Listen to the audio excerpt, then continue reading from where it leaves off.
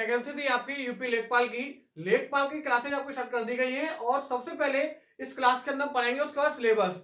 ये जो क्लास है आपकी मैथ की है और मैथ में क्या क्या सिलेबस आने वाला है यूपी लेखपाल में, वो अभी हम यहाँ पे डिस्कस करेंगे और उसी के अकॉर्डिंग चैप्टर बाय हम सारे क्वेश्चंस और सारे चैप्टर्स हम पढ़ेंगे। तो क्या सिलेबस है, तो सबसे पहले मैं आपको इंट्रोड्यूस कराता हूँ कि सिलेबस के बारे में, क्योंकि हमें क्या क्या सिलेबस पढ़ना है तो थोड़ा देखते हैं। सबसे पहले जो चैप्टर है मैथ के अंदर सबसे पहला जो चैप्टर है वो है संख्या पद्धति।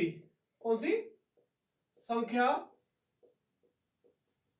पद्धति है। और दूसरा जो है प्रतिशत।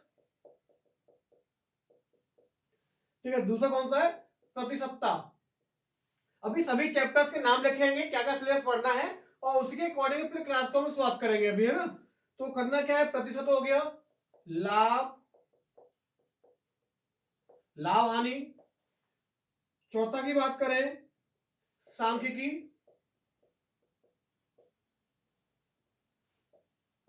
पांचवा चैप्टर है आपका आंकड़ों का वर्गीकरण। सभी क्लासेस जो होंगी वो चैप्टर वाइज कराएंगे। और इसके बाद है बारंबारता। इसके बाद है बारंबारता हो गया। इसके बाद में है बारंबारता, बारंबारता बंटन। आठवें चैप्टर की बात करें साड़ियन। नौवें चैप्टर की हम बात करें तो संचयन बारंबारता।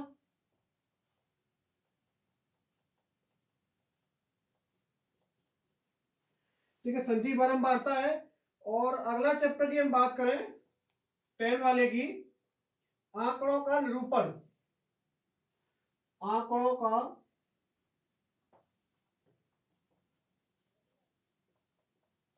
आंकड़ों का निरूपण। और 11वें चैप्टर की हम बात करें तो दंड चार्ट। दंड दंड चार्ट। 12 वाला है आपका पाई चार्ट। और 13वां चैप्टर है आपका आयत चित्र। आयत चित्र। 14 बारंबारता। बारंबारता बहुभुज। सभी चैप्टर के नाम लिख देता हूं मैं, उसके बाद सबसे पहले चैप्टर क्या उठाना है वो भी आपको बताया जाएगा। केंद्रीय माप। केंद्रीय माप। 16 वाला बात करें समांतर माध्य।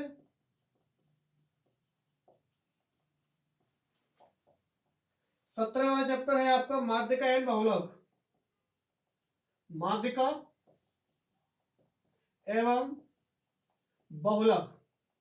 ठीक है, ये सभी आपके चैप्टर्स हैं जो आपके सिलेबस में आने वाले हैं। ये सभी चैप्टर्स हैं जो आपके सिलेबस में आने वाले हैं। तो मैथ की जो चैप्टर सारे में लिख दिए आपके लगभग 70 चैप्टर्स हैं। तो इसमें सबसे पहला जो चैप्टर है आपको दिया हुआ है संख्या पद्धति। क्या दिया हुआ है? संख्या पद्धति। तो क्लास की शुरुआत जो हम करेंगे वो संख्या पद्धति से करेंगे, यानी नंबर सिस्टम से हम क्लास की शुरुआत करेंगे। अच्छा चैप्टर है। नंबर सिस्टम को हम पढ़ेंगे एकदम विस्तार से और जितने भी संभावित क्वेश्चंस होंगे नंबर सिस्टम के अंदर वो सभी आपको कराए जाएंगे। आपको इस लेवल का कराया जाएगा जैसे आपको एग्जाम में, तो क्या इससे अपर लेवल का एग्जाम भी दे लोगे तो आपको कोई भी दिक्कत नहीं आएगी। तो सबसे पहले शुरुआत करते हैं चैप्टर नंबर 1 की, आपका संख्या पद्धति। क्या है? संख्या पद्धति, जिसको हम कहते हैं नंबर सिस्टम।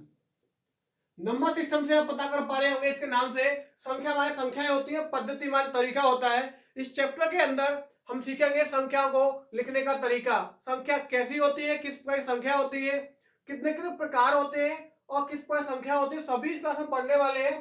तो संख्या पद्धति के अंदर मैं सबसे पहले एक पॉइंट की मैं बात करूंगा आपके सामने कि संख्या क्या होती है।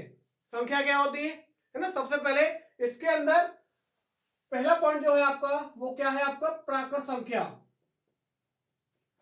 प्राकृत संख्या जिसको हम कहते हैं नेचुरल नंबर।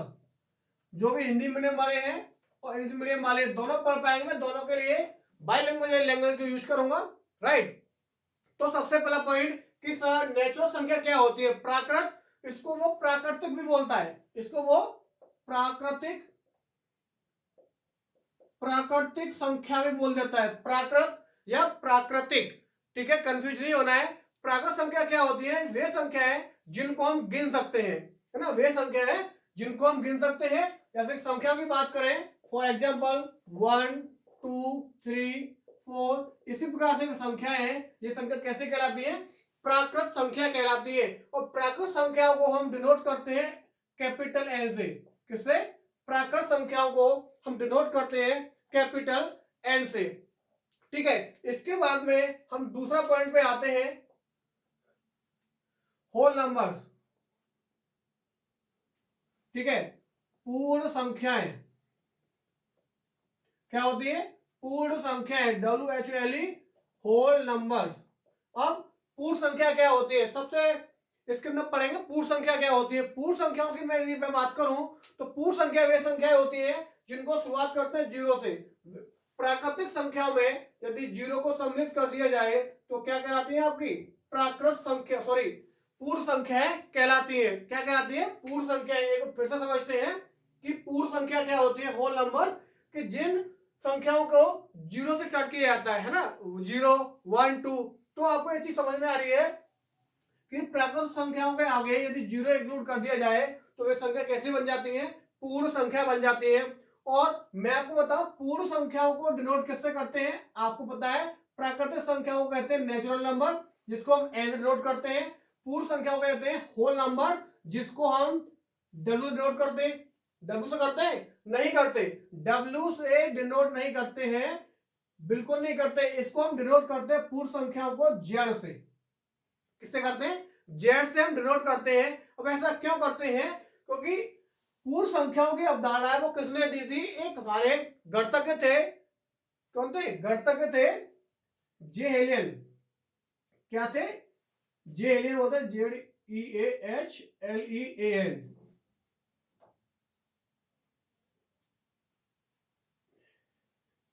जी हेलन क्या थे?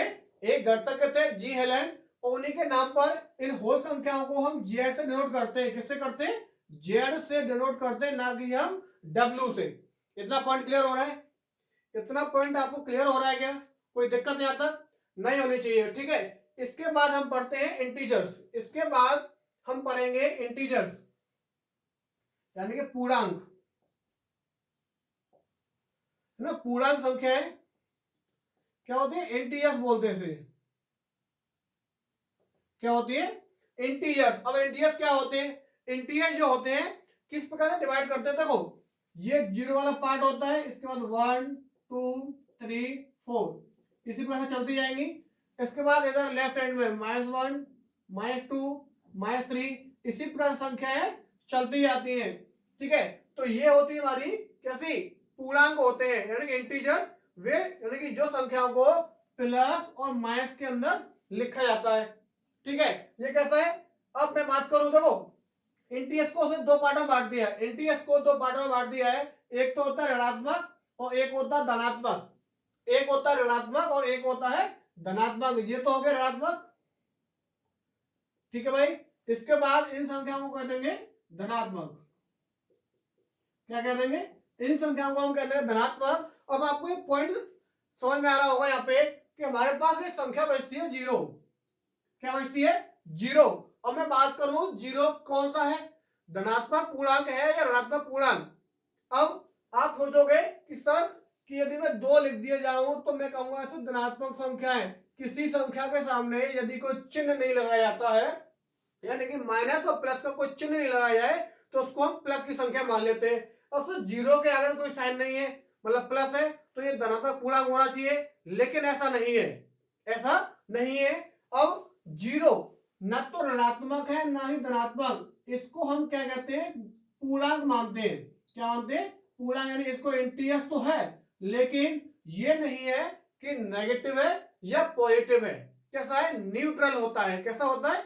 न्यूट्रल होता है, जिसको हम बोलते हैं उदासीन। कैसा होता है? न्यूट्रल होता है, जिसको हम बोलते हैं उदासीन। अब आगे वाली संख्याओं के आगे बढ़ते हैं, आगे की संख्याओं के आगे बढ़ते हैं। चलिए आगे देखते हैं फिर क्या होगा। आगे की संख्याओं के बारे में पढ़ेंगे। इसके बाद संख्या आती है हमारी परमेय संख्या। इसके बाद जो संख्या आती है हमारी वो है परमेय संख्या। कैसी है? परमेय संख्या, जिसको आप बोलते हो रेशनल नंबर। किससे बोलते हो? वे संख्याओं को बोलते हो रेशनल नंबर। चलो शुरुआत करते हैं ना कि रेशनल नंबर क्या होता है ना। रेशनल नंबर क्या होता है? ऐसी संख्याएं जिनको हम p बटे क्यू के रूप में लिख सकते हैं। ऐसी संख्याएं जिनको हम p बटे क्यू के रूप में लिख सकते हैं। और यहाँ पर q इक्वल नॉट जीरो क्या होता है? जहां पे q इक्वल नॉट जीरो होता है। अब देखते हैं संख्याओं को हम किस प्रकार से दिखाते हैं। जैसे 2 हो गया, 4, 3, 5/4, 5/6, 2/3। ये संख्या कैसी है? कैसी संख्या हमारी? परमेय संख्या है। √36, √16 ले लो, रूट में 81 ले लो, ठीक है, -6, -8, ठीक है, 2, 9। ये कैसी है? ये वे संख्या है जो सभी परमेय संख्या है। कैसा? p बटे क्यू के रूप में लिख सकते हैं। अब कहो सर कि इनके नीचे तो भाई कुछ नहीं है, अब p बटे क्यू के रूप में हम कैसे लिख सकते हैं ऐसे? भाई एक चीज समझो, किसी भी संख्या के सामने नीचे यदि हर में कोई संख्या नहीं है तो वहां होता है 1, तो इसको हम डिनोट कर सकते हैं p, इसको डिनोट कर सकते हैं q। तो क्या हो गया आपका? 2/1 आपकी परमेय संख्या कहलाएगी। इतना क्लियर है आपको? परमेय संख्या कहलाएगी। इसके आगे थोड़ा और पढ़ते हैं, इसी के अंदर और पढ़ते हैं कि परमेय संख्याओं को हम थोड़ा सा और पढ़ते हैं। एक प्रकार से ऐसा कह सकते हैं परमेय संख्याओं को, ऐसी संख्या जिसका दशमलव प्रसार, क्या बोला? दशमलव प्रसार कैसा होना चाहिए? शांत होना चाहिए। कैसा है? शांत या समान। शांत का मतलब है टर्मिनेटेड। क्या है? टर्मिनेटेड होना चाहिए। यानी कि दशमलव प्रसार जो होता है वो शांत होना चाहिए, यानी कि टर्मिनेटेड होना चाहिए। अब टर्मिनेटेड से क्या मतलब निकलता है वो मैं आपको बताता हूं। टर्मिनेट का मतलब यह है कि संख्या जैसे मैंने ली 6/7, क्या लिया? 6/7 संख्या ली। अब इसका भाग करके हम देखते हैं। 7 का भाग यदि हम 6 में लगाएंगे तो पॉइंट लगाया 0 हो गया।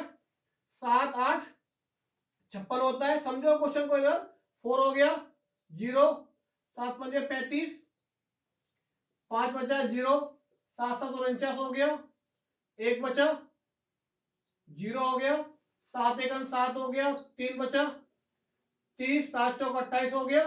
देखो 4 आ गया, यहाँ पे 28 हो गया। कितना बचा? यहाँ पे बचेगा हमारा 2, ये 2 आ गया, यहाँ पे 2 बचेगा, 0 हो गया। फिर भाग लगाओ 7 का, 7 का भाग लगाएंगे तो कितना हो जाएगा? 7 2 14, 14 हो गया, 6 आ गया, फिर 60 हो गया, 7 8 56। फिर देखो इसके आगे हम 8 लिखेंगे, 7 8 56 हो गया, 4 बचेगा 40, 7 पंजे 35 लिखेंगे। तो आपको एक चीज यहाँ समझ में आ रही है कि सबसे पहला पॉइंट, क्या कैमरे कब दिख रहा है ना आपको? वहां तो दिख रहा है ना? नहीं दिख रहा हो तो मैं शायद इधर लिख देता हूँ। यदि नहीं दिख रहा होगा साइड में तो मैं उसको जो भागफल निकल के आया है उसको मैं यहाँ लिख देता हूँ। यहाँ पे आया है 0.85714285। अब आगे ऐसे चलता जाएगा 7142, है ना? ऐसे चलता जाएगा। अब देखो मैंने बताया कि टर्मिनेटेड से हमारा क्या मीन निकलता है। टर्मिनेटेड चीज क्या होती है कि देखो 857142, देखो यहां संख्या है, उसके बाद फिर संख्या रिपीट हो रही है। जो संख्या रिपीट हो रही है टर्मिनेटेड मतलब कि समान दे रखा है। यहां से यहां तक जो संख्या थी वही फिर बदल के वही संख्या आ गई। इसी चीज को बोलते हैं टर्मिनेटेड। क्या बोलते हैं? इसी चीज को बोलते हैं टर्मिनेटेड। यानी कि दशमलव प्रसार में जो संख्या है तो एक जगह पॉइंट के बाद पहुंचकर फिर वही संख्या शुरुआत हो जाती है, तो ये संख्या कैसी कहलाती है? टर्मिनेटेड। और मैं बता दूं इसको, जैसे हमारा लीजिए 4/5, 4/5 है, तो क्या कहलाएगी, परमेय संख्या है। इसका भाग लगा के देखो, इसका भाग लगा के देखें 0.8 आ जाएगा, संख्या तो नहीं कोई भी आगे, तो कैसी संख्या कहलाएगी, कैसे कहलाएगी, परमेय संख्या, यानी 0.8 भी आपकी कैसी है, परमेय संख्या कहलाएगी। इतना वर्ड क्लियर हो रहा है। परमेय संख्याओं को भी और पढ़ेंगे इसी के अंदर, है ना, परमेय संख्याओं को अभी हम और पढ़ने वाले हैं कि किस प्रकार से, क्योंकि परमेय संख्याओं को हम इतना डीप पढ़ना चाहते हैं कि जिससे कि आपको कोई भी क्वेश्चन बन जाए, कोई भी क्वेश्चन बन जाए तो आपका कोई भी क्वेश्चन एग्जाम में छूटे नहीं। मैं लिख दिया 0.8543, इतना खत्म हो गया, तो क्या कहलाएगी, परमेय संख्या है, परमेय संख्या कहलाएगी। 0.324 क्या कहलाएगी, परमेय संख्या।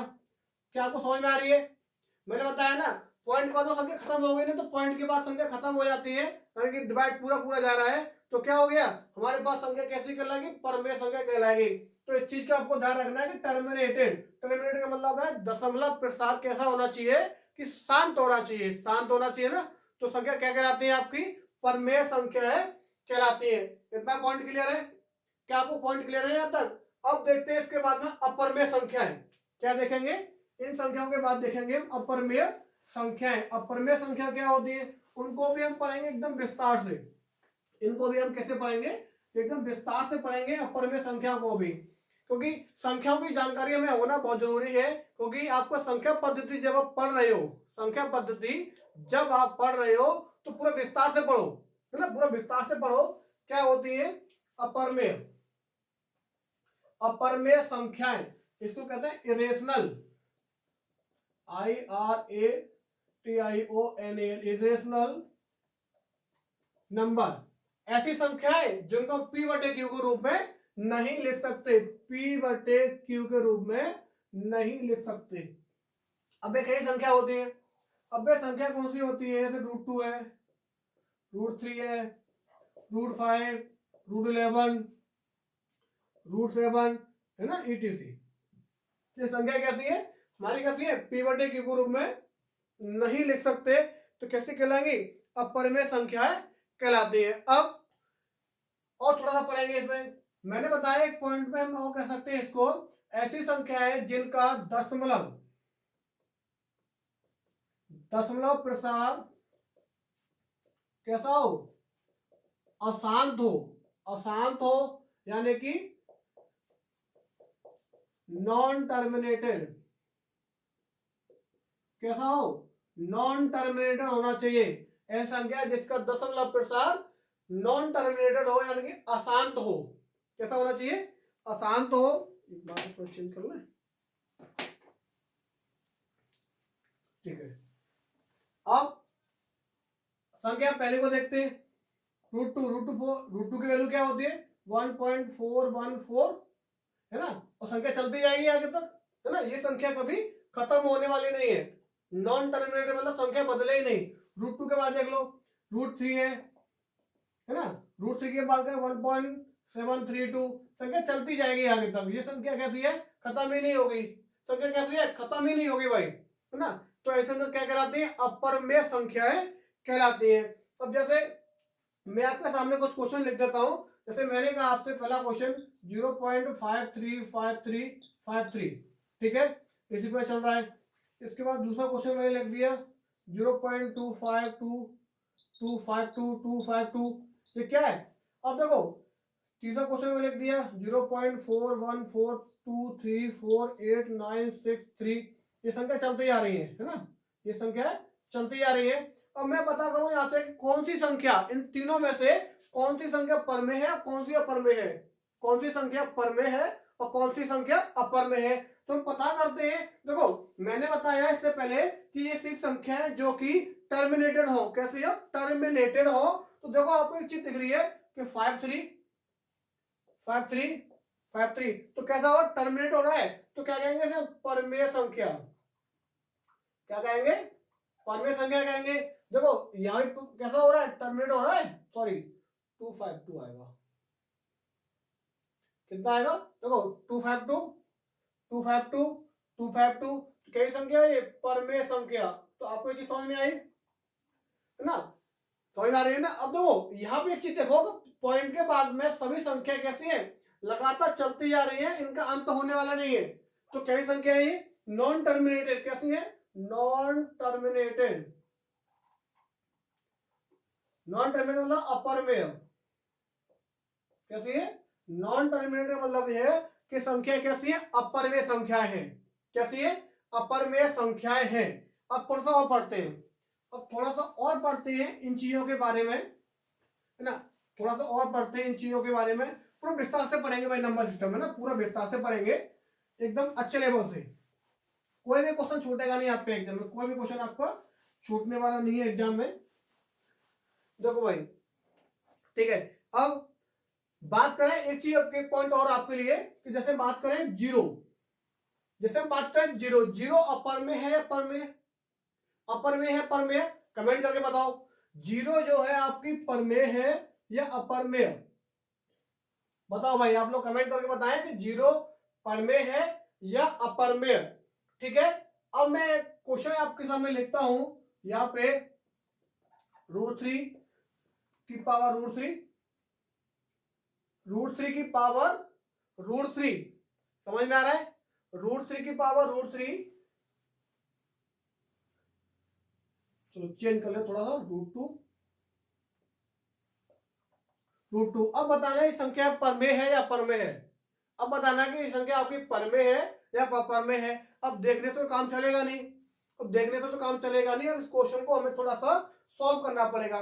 इस क्वेश्चन को करने से पहले मैं थोड़ा सा आपको एक चीज समझाता हूं, कि जैसे मैंने लिखा a की पावर m की पावर n, तो इन संख्याओं का आपस में क्या होता है? मल्टीपल होता है ना।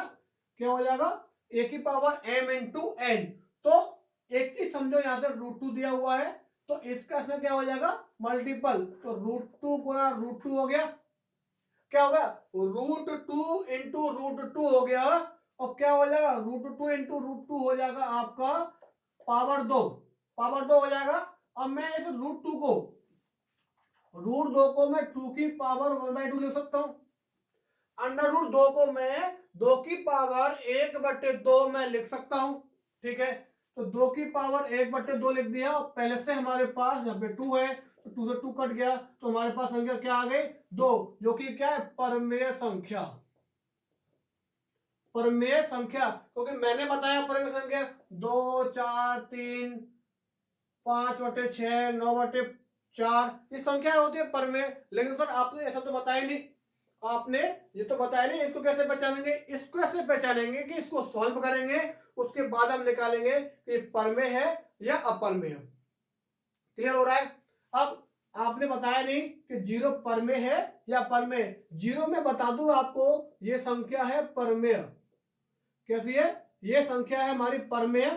क्यों है परमेय? क्योंकि जीरो के अपॉन में तो 1 होता है ना। और इसका परिभाषा क्या होती है? परमेय संख्या की ऐसी संख्याएं जिनको हम p/q के रूप में लिख सकते हैं। तो जीरो को हम 0/1 लिख सकते हैं, इसीलिए इस संख्या को हम परमेय संख्याएं कह देंगे। कितना क्लियर है? चलो अब देखते हैं 22/7। 22/7 परमेय है या अपरमेय? 22/7 है वो आपकी परमेय है या अपरमेय? अब बताओ, ये संख्या हमारी बटे के रूप में लिखी हुई है, तो कैसे कहलाएगी?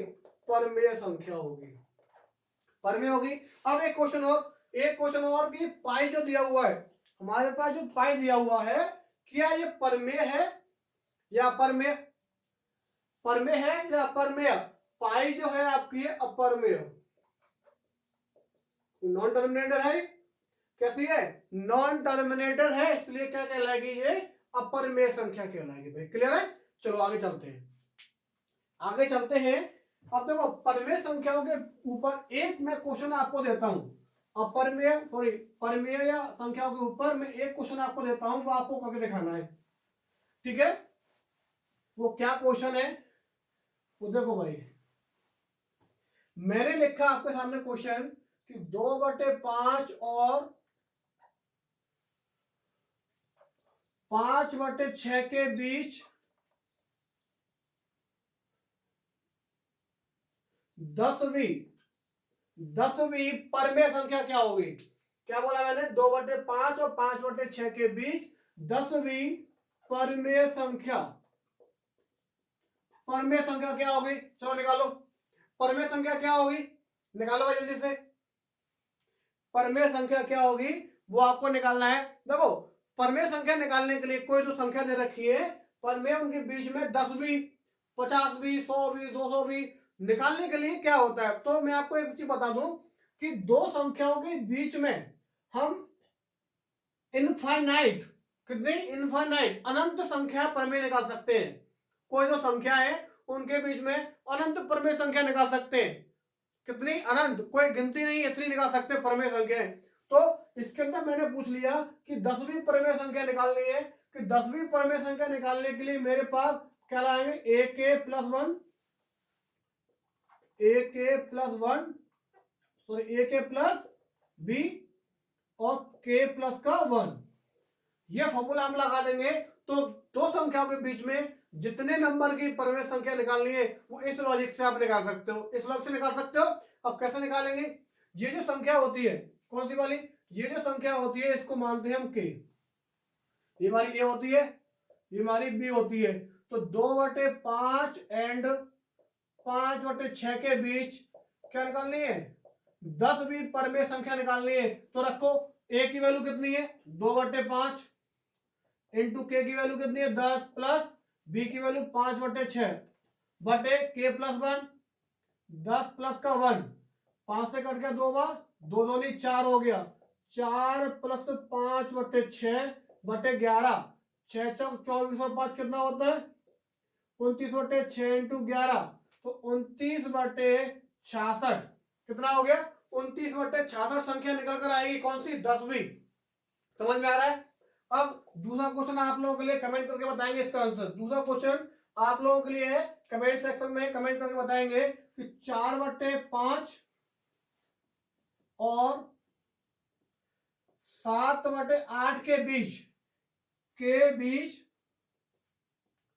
34वीं परमेय संख्या क्या होगी, परमेय संख्या क्या होगी। इस क्वेश्चन का जो जवाब है आप लोग कमेंट सेक्शन में कमेंट करके बताएंगे, और जिसका आंसर सही होगा उसको मैं नेक्स्ट वाली क्लास में नाम अनाउंसमेंट करूंगा कि किस बच्चे ने क्या आंसर दिया था इसका। जिसका आंसर सही होगा उसी का नाम अनाउंसमेंट मैं अपनी क्लास में करूंगा, ठीक है। जिस बच्चे का आंसर सही होगा उसी के बच्चे का सबसे पहला कमेंट जिसका आएगा उसी के लिए मैं नाम अनाउंसमेंट करूंगा क्लास में, ठीक है। अब आगे चलते, हमने पढ़ ली पूर्ण संख्या, पढ़ ली परमेय, पढ़ ली अपरमेय, पढ़ ली प्राकृतिक, पढ़ ली। अब आगे संख्याओं की यदि हम बात करें तो वास्तविक संख्याएं है ना, वास्तविक संख्याओं को हम पढ़ेंगे, कितना, वास्तविक संख्याओं को पढ़ेंगे।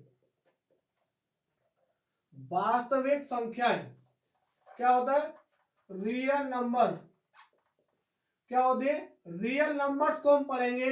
अब रियल नंबर्स क्या होते हैं, रियल नंबर्स क्या होता है, ऐसी संख्याएं, क्या, ऐसी संख्याएं, तो मैं लिख देता हूं, ऐसी संख्याएं जिनका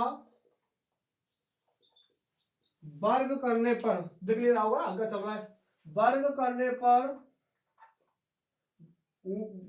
करने पर एक धनात्मक संख्या प्राप्त हो। कैसी हो, धनात्मक संख्या, ऐसी संख्या जिनका वर्ग करने पर कैसी संख्या प्राप्त हो, धनात्मक संख्या प्राप्त हो। अब मैं बात करता हूं कैसे, जैसे 5 हुआ, 25 लिया, अंडर के अंदर 25 है, माइनस का √6 है ना। अभी इनको सब विस्तार करेंगे है ना, कुछ संख्या लिखता हूं उसके बाद में एक एक करके प्रत्येक संख्या को मैं समझाऊंगा आपको, है ना, प्रत्येक संख्या को मैं समझाऊंगा। 11 है etc। अब देखो इनमें से कौन सी संख्या है, कौन सी संख्या है वास्तविक है, देखो कौन सी संख्या वास्तविक है। अब देखते हैं, जैसे 5 का हमने वर्ग किया तो कितना हो गया 25, कैसी है, पॉजिटिव नंबर है ना, पॉजिटिव नंबर है तो क्या होगी सॉरी वास्तविक संख्या। दूसरा 25 की हम बात करें, 25 की हम बात करें, इसका वर्ग करने पर क्या होता है 25 निकल के आ रहा है, पॉजिटिव संख्या आ रही है तो 25 निकल के आ रहा है। तो मैंने क्या बताया आपको कि ऐसी संख्या है जिनका वर्ग करने पर कैसी हो, एक धनात्मक संख्या निकल कर आए, यानी कि पॉजिटिव नंबर निकल के आएगा, तो आपको वास्तविक संख्याएं कहलाएंगे। अब यही संख्या देखो, ये संख्या है हमारे पास माइनस का √6, इसका वर्ग करेंगे तो क्या आएगा -6। ये वास्तविक संख्या नहीं होगी, क्या होगी, ये हमारी वास्तविक संख्या नहीं होगी। क्यों नहीं होगी दोस्तों, बताया मैंने, ऐसी संख्याएं जिनका वर्ग करने पर क्या आना चाहिए, धनात्मक संख्या आनी चाहिए, और यहाँ पे क्या आ रही है, नेगेटिव संख्या आ रही है। तो धनात्मक संख्या जो आ रही है तो वास्तविक संख्या नहीं कहलाएगी, ये संख्या कहलाएगी आपकी काल्पनिक। क्या कहलाएगी, काल्पनिक संख्या, यानी कि इसको हम अवास्तविक भी बोल सकते हैं, है ना, अवास्तविक भी बोलते हैं। काल्पनिक संख्याओं को हम अवास्तविक संख्याओं के नाम से भी जाना जाता है। चलिए आगे शुरुआत करते हैं। नेक्स्ट नंबर, वास्तविक पढ़ लिया, अब पढ़ेंगे हम अवास्तविक। वास्तविक पढ़ लिया, अब पढ़ेंगे हम अवास्तविक संख्याएं। क्या होती है अवास्तविक संख्याएं, ऐसी संख्याएं, क्या, ऐसी संख्याएं जिनका वर्ग करने पर ऋणात्मक संख्याएं, नेगेटिव संख्या निकल कर आए, तो डाल देते हैं अवास्तविक संख्या, यानी कि काल्पनिक। इनको बोलते हैं इमेजिनरी नंबर्स। क्या, इमेजिनरी नंबर्स बोलते हैं। अब देखो, अवास्तविक संख्याएं, ऐसी संख्याएं, मैं लिख देता हूं फिर से एक बार, ऐसी संख्याएं जिनका वर्ग करने पर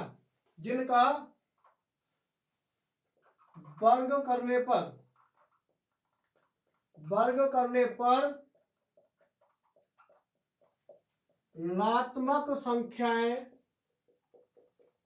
प्राप्त हो। क्या हो, ऋणात्मक संख्याएं प्राप्त हो। ऋणात्मक संख्याओं की मैं बात करूं तो मैंने लिखा फॉर एग्जांपल के लिए √11